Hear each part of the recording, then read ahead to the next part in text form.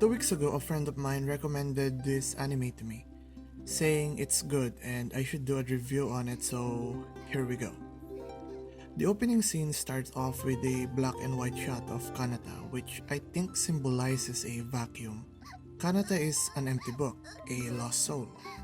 At the same time, it's where she met the bugler or trumpeter lady, which I'm guessing is the one that inspired her to move forward and learn music.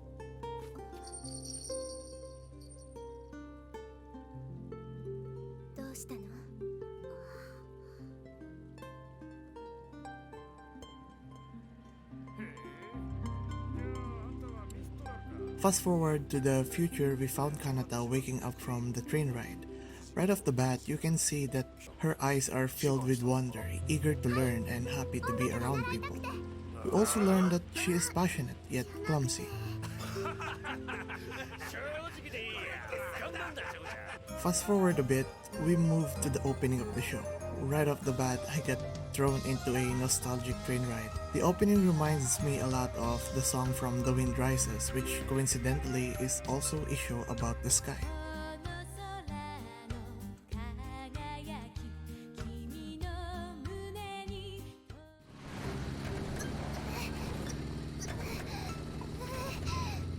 We later then saw her getting transported to the town of Ziz.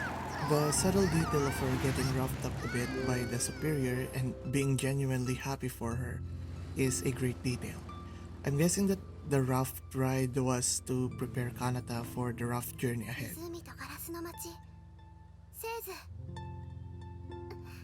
There is a scene in this episode that completely blew my mind and made me think on how animation can convey world building with minimal details, as opposed to a very detailed environment filled with its own characteristics and rules.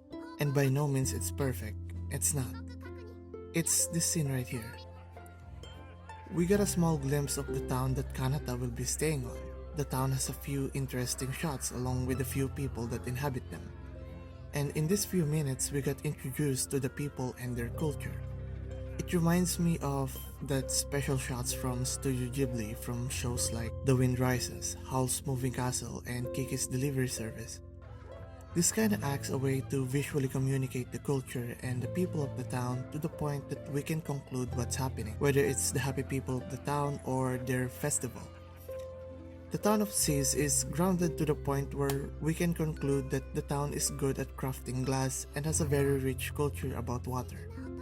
And I think that these details are not the focus of the show, but for me they build a grounded reality that strengthens the main story. She then had a few interactions with Rio, which we now know is also a soldier.